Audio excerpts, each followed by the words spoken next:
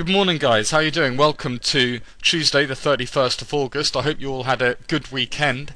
Certainly all the action last week saved until the Friday, and you can see the long-term chart I'm sharing here, 35-minute on the E-mini S&P.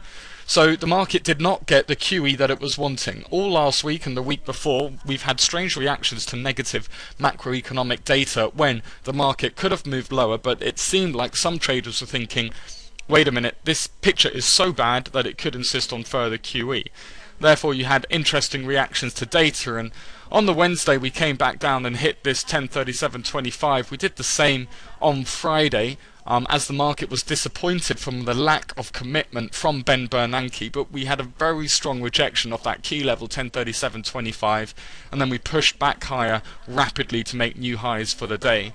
Okay, this was very interesting, and it relates to what we've seen over the last couple of weeks, in that when stocks have been pushed lower, when they have reached crucial levels, there's still a lot of appetite from buyers out there who want to get in their long-term positions. Okay, so what happened? Well, actually yesterday, guys, we were obviously out of the office, but it looks like the market was very disappointed by that. A few Monday blues in the market. We had personal income from the US came out lower than expected. That means that there's concerns that spending will be lower next month, obviously lower income relating to lower spending the month later. And we find ourselves hugging onto this level of 1040. We've already this morning hit that key support 1037.25. We're looking for an entry short to join this trend moving lower 1047.75. But as I've said in the room many times, beware of the bulls. When you do get sustained buying that you don't understand, it can be lethal to stick with your view. So do remain reactive to what's going on. This move lower in the stock market also corresponding with a move to all-time new highs in the German government debt 10-year, as you can see by my chart here. On Friday we did have that strong aggressive move back lower, but that's been totally discounted on Monday. New all-time highs made. It's just a very difficult market. This is the thing about bubbles. We haven't been involved in the Bund in a while, because even if you think it's a bubble, trying to pick the exact time where the top will be reached is lethal. Bubbles can continue for a lot longer than you think they can. Look at the UK property market. Markets can stay irrational longer than you can stay solvent. So we're not going to get in the way with any government debt at the moment. What are we looking at in the euro dollar? Well, here, guys, on the interesting point, I've got a daily chart just so you can actually look at the pattern and cognitize what's been going on. We're right on this very key important level again. I've got in the small line there 12,607. That's what I was having as a very important level, and we hit that on the 25th of August. That provided that bounce back support. Now we're looking at 12,588. This is the key support for here. We're looking for an entry long on the euro though, and that's where we've got our stop. Should we break down below 12,588, I reckon there's a long-term short position on here, guys, because I don't see a lot going back down to 1119. So it could be a very bearish technical scenario for the euro dollar.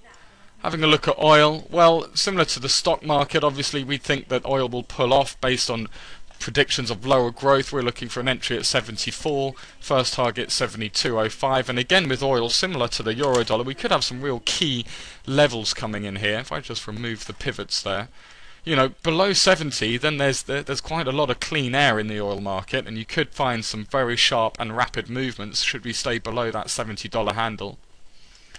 Let's go back to the E-mini and have a look what's been going on. Well, today we've had some Eurozone CPI, August CPI for the Eurozone, very unimportant data. Eurozone unemployment as well, that's just in the 10% range, 9.9 to 10.1. So the jobless rate in the Eurozone held firm at 10%, generally as expected. Not really very exciting, but according to estimates, 15.833 million people unemployed, which is just down by a very modest 8,000 on the month. So this is the continuing pattern of maybe the recovery hasn't stopped, but it certainly hasn't got the kind of pace that you'd like. Looking at more ammunition from the US to provide the fight against the double dip, certainly in terms of consumer confidence. That's out later today, and we're expecting that to be positive actually. However, we've also got Case-Shiller and Chicago PMI. The US housing market has been a disaster, and we're expecting Case-Shiller to be negative. We're also expecting Chicago PMI coming out before the national numbers tomorrow, that to be a disappointment too. Perhaps also of interest, guys, we've got the FOMC meeting from August the 10th. Bear in mind we had the Jackson Hole conference on Friday. I'm not expecting a huge amount of information from this, but it might just give us a little bit more clarity on what the committee are actually thinking, what's going through their heads. Anything is good, any new information is good. So looking at the PMI numbers, we're expecting a similar continuation of the pattern, which is a slower pace of expansion, but very importantly still expansion. In other news, guys, we've got China agitating the markets once again. This is just regarding speculation of their FX holdings. All speculation is just really talk around China, but I think it reflects the impact, or certainly the nervousness, of investors around the markets of should the Chinese move in FX, the exact effect that it will have. Looking ahead, guys, we've got tomorrow US auto sales, and again here we're expecting disappointment. So look at the US picture. Home sales are down, the stock market's on its way down, the unemployment is disappointing, consumer confidence is spluttering. This is bad news all round for the S&P. I mean, it's got to be. How much can it take? And really, we're finding ourselves being held up by this periodic and very strong buying, with funds getting in their long-term positions, but I think there could be a shock to the downside should this negative sentiment continue. Look at this on the 180-minute chart. Once, twice, three times, 1037.25.